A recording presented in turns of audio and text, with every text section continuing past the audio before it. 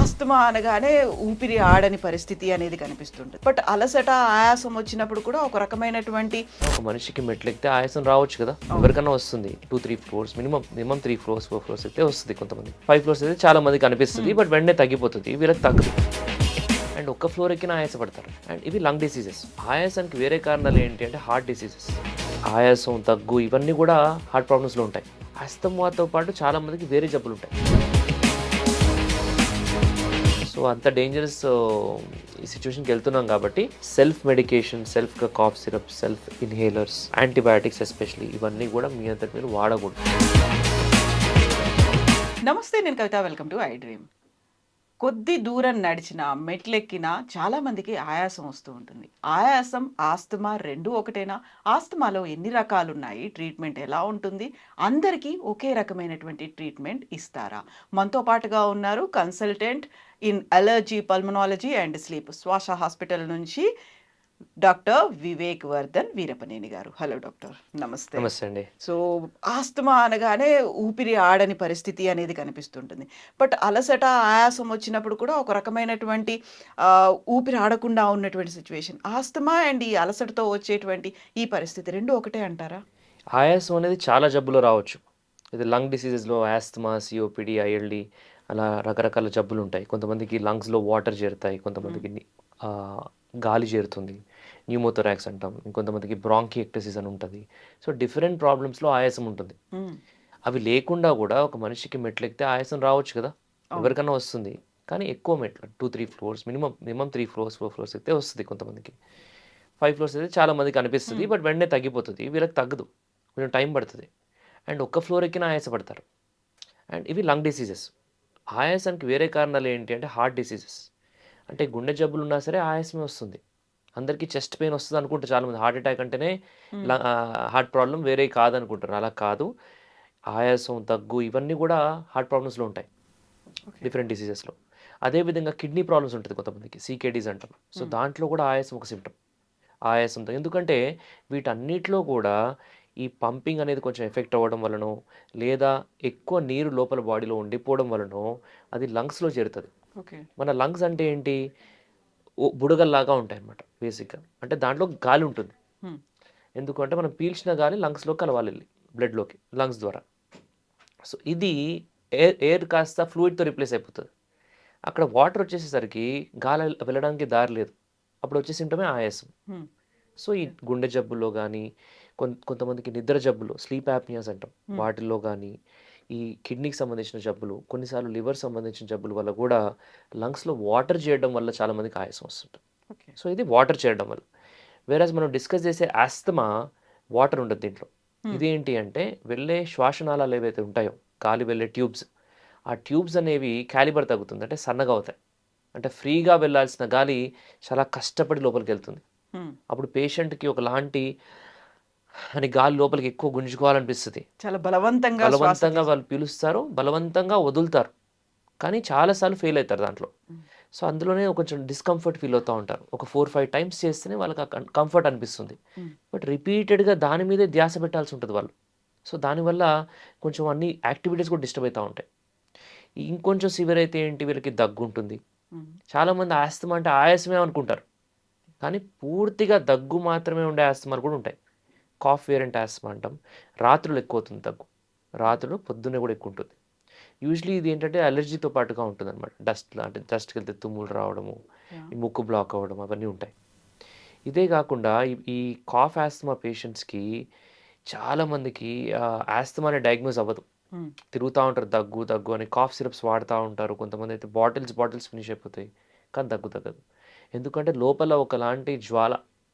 Asthma అంటే inflammation. So దాన్ని తగ్గిస్తే మాత్రమే దగ్గనే తగ్గుతుంది. అదే కాకుండా ఇంకా డిఫరెంట్ టైప్ ఆఫ్ ఆస్తమాస్ ఉంటాయి. మీరు అడిగారు టైప్స్ ఏముంటాయని. పిల్లల్లో ఒక విధంగా ఉంటుంది, యూజువలీ అలర్జీతో పాటుగా ఉంటుంది. అలర్జీ, ఆస్తమా కలిసి ఉంటాయి పిల్లల్లో. ఇంకొక వేరియంట్ ఏంటి అంటే ఈ వైరల్ ఇన్ఫెక్షన్స్ వల్ల కూడా కొంతమందికి ఆస్తమా లాగా ఒక పిక్చర్ వస్తుంది. దాన్ని వ్యాలరీ అంటాం. వీజింగ్ ఉంటుంది, పిల్లి కూతురు ఉంటాయి వాళ్ళకి. సో ఇది కూడా మనకి లంగ్స్లో ట్యూబ్స్ బ్లాక్ అవడం వల్లే వస్తుంది. తర్వాత కొంచెం టీనేజ్లో కావచ్చు, అన్ని వయసులో కూడా ఈ అలర్జీ వల్ల నెక్స్ట్ ఆస్తమా లాగా మారుతుంది. హ్మ్. అంటే ఆ పర్సన్‌కి డస్ట్‌కి వెళ్తే పడదు, చల్లటి పుల్లటి తింటే పడదు, ఈ వెదర్ చేంజ్ అయితే పడదు, అండ్ ఈ ఎక్సర్సైజ్ చేస్తే ఆయాసం వస్తుంది. ఇవన్నీ కూడా అలర్జీ ఆస్మా లక్షణాలు. ఏ రకమైన వాసనొచ్చినా కూడా వచ్చేస్తుంది. ఎనీ స్మెల్, అగరబత్తి, పర్ఫ్యూమ్, హ్మ్. ఎనీ స్ట్రాంగ్, కొంతమందికి కొత్త బట్టల స్మెల్ కూడా పడదు, ఓహ్! కొత్త ఓకే. కార్ స్మెల్ పడదు, హ్మ్. అండ్ ఆ లెదర్ వాసన కొంచెం ఉంటుంది, లెదరెట్ వాసన, అవి కూడా సెట్ అవ్వవు. హ్మ్. పెయింట్ వేస్తే అసలు వాళ్ళు తట్టుకోలేరు. కొంతమంది అయితే అడ్మిట్ కూడా అవుతారు. ఓకే. ఆ ఆయాసం అంతగా వస్తుంది వాళ్ళకి, అంటే ట్రిగ్గర్ అవుతుంది ఆస్మా. హ్మ్. అప్పటిదాకా కొంచెం మెయింటైన్ అవుతూ ఉంటారు రోజు ఎంతో కొంత. ఈ స్మెల్స్కి ఎక్స్పోజ్ అవ్వగానే పెస్ట్ కంట్రోల్ చేసిన తర్వాత చాలామందికి తీవ్రమైపోతుంది ఆస్మా. హ్మ్. సో ఇవన్నీ ఏంటంటే బయట వచ్చే కెమికల్స్ లంగ్స్లోకి వెళ్ళి ఇరిటేట్ చేస్తాయి లంగ్స్ని. దాన్నే ఇన్ఫ్లమేషన్ అంటాం. అదే ఆస్తమా. ఇంకొంతమందికి డిఫరెంట్ టైప్స్ ఆఫ్ ఆస్తమా ఉంటుంది. హ్మ్. టాబ్లెట్స్ కొన్ని పెయిన్ కిల్లర్స్ ఉంటాయి. అవును. యూజువల్లీ పెయిన్ కిల్లర్స్ ఈ ఆస్పిరిన్ అని, డైక్లోఫినాక్ అని, ఇవి తీసుకున్న వాళ్ళకు కూడా ఆస్తమా రావచ్చు, సైనసైటిస్ రావచ్చు. అదేవిధంగా ప్రెగ్నెన్సీలో కొంతమందికి ఆస్తమా వస్తుంది. హ్మ్. ఇంకొంతమందికి ఒబెసిటీ ఇండ్యూస్డ్ ఆస్తమా అంటాం, అంటే ఊబకాయం అంటారు, లావుగా ఉండడం వల్ల. దానివల్ల మాత్రమే కూడా ఆయాసం ఉంటుంది లావుగా ఉన్న వాళ్ళకి. అవును. బికాజ్ లంగ్స్ అనేవి ఎక్స్పాండ్ అవ్వాలి కదా. బయట నుంచి అంతా చెస్ట్ వాల్ థిక్ అయిపోతుంది వాళ్ళది. ఒబిసిటీ అంటే కొవ్వు బాగా చేరిపోతుంది. సో దానివల్ల లంగ్స్ ఎక్స్పాండ్ అవ్వవు సరిగా, కంప్రెస్ అయిపోయిన ఫీల్ ఉంటుంది. కంప్రెస్ అయిపోతుంది. వాళ్ళు ఇట్లా పూర్తిగా ఎక్స్పాండ్ అవ్వదు. దానివల్ల కూడా ఆయాసం ఉంటుంది. బట్ హ్మ్. అదే విధంగా అదే పర్సన్ ఇంకా ఆస్తమా డెవలప్ అయితే నరకంలా ఉంటుంది. చాలా ఇబ్బంది పడతారు. వాళ్ళు అసలు లిటరల్లీ మాట్లాడడానికి కూడా ఇబ్బంది పడుతుంటారు, అంత సివియర్గా ఉంటుంది. సో ఈ ఒబెసిటీ ఉన్న ఆస్మా కొంచెం తీవ్రంగా ఉంటుంది. యూజువలీ ఫీమేల్స్కి ఉంటుంది, 40+ వాళ్ళకి వస్తుంటుంది యూజువలీ. దీంతో పాటు ఇసినోఫిలియా కూడా ఉంటుంది కొంతమందికి. హ్మ్. ఇసినోఫిల్స్ అని ఉంటాయి. చాలామంది నాకు రిపోర్ట్స్ వచ్చి చూపించినప్పుడు, సార్ నాకు చిన్నప్పటి నుంచి ఇసినోఫిలియా ఉంది అంటుంటారనమాట. బ్లడ్ సెల్స్‌లో ఉండేది కదా! వాళ్ళకి ఇసినోఫిలియా అని ఎవరో డాక్టర్ చెప్పుంటారు, అదే వాళ్ళు మనకు చెప్తుంటారు. హ్మ్. కానీ ఎగ్జాక్ట్లీ వాట్ ఈస్ ఇట్ అనేది వాళ్ళకి తెలియదు. ఇసినోఫిలియా అంటే ఇసినోఫిల్స్ అనే ఒక సెల్స్ ఉంటాయన్నమాట మన బాడీలో. అవొచ్చేసి అన్నెసెసరీగా ఎక్స్‌ట్రా ఫైటింగ్ చేస్తుంటాయి. లోపలికొచ్చే ఈ కెమికల్ స్మెల్స్ తోటో, హ్మ్. లేకపోతే డస్ట్ తోటో, లేదా కొంచెం ఏమన్నా మనం పీల్చిన వాటితోటి వదిలేయాలి, ఇగ్నోర్ చేయాలి అసలైతే. క్లీన్ అయిపోతాయి ఆటోమేటిక్‌గా. కానీ అది వెళ్లి అనవసరంగా ఫైటింగ్ చేస్తదక్కడ. ఓకే. సో దానివల్ల అక్కడ ఒకలాంటి అదే అంటాం, ఫైర్ ఇన్ ద బ్రెత్ అంటాం. సో దానివల్ల ఒకలాంటి ఇన్‌ఫ్లమేషన్ జరిగి ఈ సింప్టమ్స్‌కి దారితీస్తది. హ్మ్. ఆయాసం, దగ్గు, పిలికూతలు ఇవన్నీ కూడా వస్తుంటాయి పేషెంట్స్‌కి. హ్మ్. సో ఈ ఇసినోఫిల్స్ అనేవి డేంజరస్ సెల్స్. ఇదొక వేరియంట్ ఉంటుంది. ఓకే. సో ఇట్లా 10 డిఫరెంట్ వేరియంట్స్ ఆఫ్ ఆస్మాస్ ఉన్నాయి. హ్మ్. సో, ఆస్తమా అనగానే మనకి ఇన్‌హేలర్స్ అనేది వాడడం చాలా ఎక్కువ కనిపిస్తుంది. అవును. అన్నిటికి అదే ఒక పరిష్కారం అంటారా? జనరల్లీ ఆస్మాకి ఇన్హేలర్స్ అనేవి మెయిన్ స్టే థెరపీ అంటాం. హ్మ్. అది ఖచ్చితంగా వాడాలి. ఇప్పుడు దెబ్బ తగిలిందండి ఇక్కడ మనకి. ఆ! ఆయింట్‌మెంట్ ఇక్కడ పెట్టుకుంటామా? టాబ్లెట్ ఏసుకుంటామా? యాహ్! Ointment ointment. పెట్టుకుంటాం కదా! సో, ఇట్స్ అంటే ఎక్కడైతే ప్రాబ్లమ్ ఉందో అక్కడ మనం మెడిసిన్ ఇస్తున్నాం. ఇప్పుడు ఐ ఇన్ఫెక్షన్ వచ్చింది. యూజువల్లీ ఐ డ్రాప్స్ వాడతాం. అవును. ఆయింట్‌మెంట్స్ వాడతాం. We don't use tablets unless it is very severe infection. Hmm. Severe ఇన్ఫెక్షన్స్‌లో టాబ్లెట్స్, ఇంజెక్షన్స్ కూడా వాడాల్సిన అవసరం రావచ్చు. బట్ మైల్డ్ ఇన్ఫెక్షన్స్‌కి ఇదే వాడతాం. యాహ్! అలానే ఆస్తమాకి మెయిన్ స్టే ట్రీట్మెంట్ ఇన్హేలర్స్. హ్మ్. ఓకే. అలా అని చెప్పి మనం సపోజ్ ఇన్ఫెక్షన్ వచ్చింది, ఏ టాబ్లెట్ పడితే ఆ టాబ్లెట్ వాడతామా? వాడం కదా! యాహ్! స్పెసిఫిక్‌గా ఏదైతే డాక్టర్ ఇస్తారో అది యూజ్ చేస్తాం. ఎందుకు ఈ ఇన్ఫెక్షన్‌కి ఇదైతే బాగా పనిచేస్తుంది డాక్టర్ ఇస్తారు. హ్మ్. అలానే ఆస్తమా కూడా ఏ ఇన్హేలర్ వాడాలి, ఏ డోస్‌లో వాడాలి, ఎంతవరకు వాడాలి, ఇవన్నీ కూడా డాక్టర్ కరెక్ట్‌గా దాన్ని పరిశీలించి ఇస్తే డెఫినిట్‌గా దానివల్ల బెనిఫిట్ ఉంటది తప్ప side effects are very very less. వాళ్ళంతట వాళ్ళు హ్మ్. ఈ blue colour, green colour inhalers ఫార్మసీస్‌లో కామన్‌గా దొరుకుతుంటాయి అవును. Over the counter. సో, అవి తీసుకొని ఎక్స్‌ట్రా ఎక్కువగా వాడుతుంటారు. సో, ఇంతకుముందు సంవత్సరానికి ఒక ఇన్హేలర్ అయిపోయేది ఆ పర్సన్‌కి. ఇప్పుడు వారానికి ఒకటయిపోతుంది. యాహ్! హ్మ్. ఓకే. అప్పుడేమనిపిస్తది పేషెంట్‌కి? అరే! నేను అడిక్ట్ అయిపోతున్నా దీనికి అనిపిస్తది. ట్రూ. అంతేనా? అసలు నువ్వు వాడేదే తప్పు ఇన్హేలరు. అందుకే అట్లా అయితుంది. అది పని చేయట్లేదు. హ్మ్. అడిక్ట్ అవ్వడం కాదు. సో, రైట్ ఇన్హేలర్ వాడడం చాలా ఇంపార్టెంట్. సో, రైట్ ఇన్హేలర్ వాడితే ఇన్హేలర్ రోజుకొకసారి వాడినా కంట్రోల్ అవుతుంది. హ్మ్. అప్పుడప్పుడు వాడినా కంట్రోల్ అయ్యే పేషెంట్స్ ఉన్నారు. జబ్బు ఈ లెవెల్‌లో పెట్టుకొని మనం కొంచెం కొంచెం డోస్ ఇస్తే సరిపోదు. యాహ్! అట్లని చెప్పి హై డోస్ అనట్లేదు. ఎగ్జాక్ట్ అవసరమైన డోస్, అవసరమైన మెడిసిన్ ఫార్ములా. హ్మ్. ఇప్పుడు పచ్చడి సీసాలన్నీ ఒకలానే ఉంటాయి చూడ్డానికి బయట నుంచి. ఆ టేస్ట్ డిఫరెంట్ ఉంటుంది. లోపల వేరే ఉంటుంది. యాహ్! ఇన్హేలర్స్ కూడా చూడ్డానికి ఒకలానే ఉంటాయి. But doesn't mean everything is same. Just 100 different types of inhalers ఉన్నాయి. ఇప్పుడు లాస్ట్ 3 ఇయర్స్‌లో ఇంకా డిఫరెంట్ టైప్స్ వచ్చాయి. ఓకే. రాంగ్ ఇన్హేలర్ వాడడం వల్ల రాంగ్ రిజల్ట్సే వస్తాయి. రాంగ్ ఒపీనియన్స్ ఫార్మ్ అయితాయి. హ్మ్. అమ్మో! ఇన్హేలర్స్ వల్ల సైడ్ ఎఫెక్ట్స్ ఉంటాయి. ఇన్హేలర్స్ వల్ల ఇది డ్యామేజ్ అవుతది, అది డ్యామేజ్ అవుతది. ఇన్హేలర్స్ వల్ల మనకి కిడ్నీ ప్రాబ్లమ్స్, బోన్ ప్రాబ్లమ్స్ అని చాలామంది అపోహలుంటాయి. ఎందుకంటే అరే ఇంతకుముందు సంవత్సరంకి ఒకటి వాడేవాడివి ఇప్పుడు మళ్ళీ వారానికి ఒకటి వాడుతున్నారా?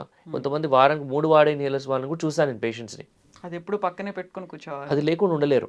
Yeah. సో డెఫినెట్‌గా సైడ్ ఎఫెక్ట్స్ వస్తాయి. Because you are unnecessarily using it too much. Hmm. Right inhaler వాడితే అదే 2-3 మంత్స్ వస్తుంది. Okay. So the right key to the lock is more important. So correct inhaler వాడితే దాని రిజల్ట్స్ అనేవి బ్రహ్మాండంగా ఉంటాయి. Hmm. బట్ ఇన్హేలర్ అనేది మెయిన్ స్టే థెరపీ. అదే కాకుండా డిఫరెంట్ ట్రీట్మెంట్స్ ఉంటాయి ఆస్తమాకి. ఇప్పుడు ఎలర్జీ ఆస్తమా ఉంటాయి. Yeah. ఆస్తమా చాలా రకాలు. బట్ అలర్జీ వల్ల వచ్చిన ఆస్తమాకి మనం దాన్ని క్యూర్ చేసే అవకాశం కూడా ఉంటుంది. ఇంకెప్పటికి ఇలానే వాడాలి అలా లేకుండా ఎలర్జీ అండ్ ఇమ్యూనోథెరపీ అనే ట్రీట్మెంట్ ఉంది. ఇదేదో నేను చెప్పడం కాదు. ఆస్తమాకి జీనా అనే సొసైటీ ఉంటుంది worldwide. So mild to moderate asthma వరకు ఈ ఎలర్జీ ఉన్న ఆస్తమా వాళ్ళకి, ఎవరికైతే డస్ట్ మైట్ స్పెసిఫిక్గా ఎలర్జీ ఉంది, పాలెన్ స్పెసిఫిక్ ఎలర్జీ ఉంది, కాక్రోచ్ స్పెసిఫిక్ ఎలర్జీ ఉంది. Hmm. సో ఇవిన్న వాళ్ళకి ఏంటంటే మనం స్పెసిఫిక్గా ఎలర్జీ అండ్ ఇమ్యూనోథెరపీ కరెక్ట్ డోస్లో కరెక్ట్ డ్యూరేషన్ ఆ రైట్ పేషెంట్కి ఇచ్చినట్టయితే డెఫినెట్గా రిజల్ట్స్ బాగుంటాయి. ఈవెన్చువలీ వాళ్ళు వాడే ఇన్హేలర్స్ చాలా వరకు తగ్గుతుంది. We want say 100%, but up to 80% ఆ డోసేజెస్ ఆఫ్ మెడిసిన్స్ కావచ్చు, ఇన్హేలర్స్ కావచ్చు చాలా వరకు తగ్గించు. అప్పుడప్పుడు ఎక్స్పోజ్ అయినప్పుడు డెఫినెట్గా వాడాల్సిన అవసరం ఉంటుంది. ఎందుకంటే ఆ తత్వం, ఆ నేచర్ బాడీలో ఉంటుంది. ఎందుకంటే ఇమ్యూన్ సిస్టమ్ అలా ట్రైన్ అయింది. ఆ ట్రైనింగ్ రాంగ్ అయింది కాబట్టి ఈ ఎలర్జీ అండ్ ఇమ్యూనోథెరపీ ద్వారా రైట్ ట్రైనింగ్ చేయడమే మన టార్గెట్ Yeah. ఈ ఎలర్జీ ఆస్తమా పేషెంట్స్కి. నాన్ ఎలర్జిక్ ఆస్తమా వాళ్ళకి ఇమ్యూనోథెరపీ అనే ఆప్షన్ ఉండదు. వాళ్ళకి ఇన్హేలర్స్ ఉంటాయి, టాబ్లెట్స్ ఉంటాయి. ఆస్తమాతో పాటు చాలామందికి వేరే జబ్బులు ఉంటాయి. Hmm. అది మనకి స్లీప్ యాప్నియా అవ్వచ్చు, అంటే గురక జబ్బు. గురక జబ్బు ఉంటే ఆస్తమా కంట్రోల్ అవ్వదు. ఊబకాయం, ఒబెసిటీ ఉంటే ఆస్తమా కంట్రోల్ అవ్వదు. దాని తర్వాత జీఈఆర్డి అంటే గ్యాస్ట్రిక్ ఇష్యూస్ ఉంటే ఆస్తమా కంట్రోల్ అవ్వదు. అలర్జీ అండ్ సైనస్ ఇది ఉంటే ఆస్తమా కంట్రోల్ అవ్వదు. డిప్రెషన్, యాంగ్జైటీ ఇవి ఉంటే ఆస్తమా కంట్రోల్ అవ్వదు. Yeah. సో వీటన్నిటిని కలిపి ట్రీట్ చేయాలి. అయినా పేషెంట్ రెస్పాండ్ అవ్వట్లేదు, కరెక్ట్గానే వాడుతున్నాడు ఇన్హేలర్స్, అయినా రిజల్ట్స్ రావట్లేదంటే అది సివియర్ ఆస్తమాగా దాన్ని మనం పరిగణిస్తాం. Hmm. అప్పుడు దాన్ని సెపరేట్గా బయోలాజిక్స్ అనే ఇంజెక్షన్స్ కూడా మనం ఇస్తున్నాం Okay. ఈ పర్టికులర్ సివియర్ ఆస్తమా పేషెంట్స్కి. సో ఇవన్నీ కూడా డిఫరెంట్ ట్రీట్మెంట్ ఆప్షన్స్. సో ఏ పేషెంట్కి ఏది ఇవ్వాలనేది డాక్టర్ డిసైడ్ చేయాలి. Exactly. సో చాలామంది వాళ్ళంతటి వాళ్ళు కాఫ్ సిరప్స్ కానీ ఇన్హేలర్స్ కానీ సెల్ఫ్ ట్రీట్మెంట్ ఇంక్లూడింగ్ యాంటీబయాటిక్స్. అలా యాంటీబయాటిక్స్ వాడడం వల్ల ఇండియాలో ఇప్పుడు we have the highest amount of drug resistant cases. మన దగ్గర చాలా బ్యాక్టీరియా ఏవైతే ఉన్నాయో అన్నిటికీ ఎంతో కొంత డ్రగ్ రెసిస్టెన్స్ ఉంటుంది. అంటే దాని మీనింగ్ ఏంటి అంటే సింపుల్ యాంటీబయాటిక్స్ పనిచేయవు. ఇంకా Hmm. అన్ని హై ఎండ్ యాంటీబయాటిక్స్ వాడితేనే రిజల్ట్స్ వస్తాయి. అలాంటి సిచ్యువేషన్కి మనమే తీసుకెళ్తున్నాం మనమే పేషెంట్స్ యాజ్ సచ్. Yeah. ఒక యాంటీబయాటిక్ 5 days వాడాలి, వాడు 2 days వాడి వదిలేస్తాడు. 3 times వేసుకోవాలి యాక్చువల్లీ రోజుకి, వాడు 1 time వాడతాడు. Hmm. అలా వాడడం వల్ల వాళ్ళు నష్టపోతారు, entire community is at risk. So India has the highest amount of super bugs. Hmm. Super bugs అంటాం అంటే వాటికి ఏ యాంటీబయాటిక్ ఇచ్చినా పని చేయట్లేదు. లొంగిపోదు. సో అలాంటప్పుడు మన ప్రాణకు హాని ఉంటుంది. సో అంత డేంజరస్ ఈ సిచ్యువేషన్కి వెళ్తున్నాం కాబట్టి సెల్ఫ్ మెడికేషన్, సెల్ఫ్గా cough syrup, self inhalers, antibiotics especially ఇవన్నీ కూడా మీ అంతటి మీరు వాడకూడదు. Yes. Yes, doctor. Thank you so much. Welcome.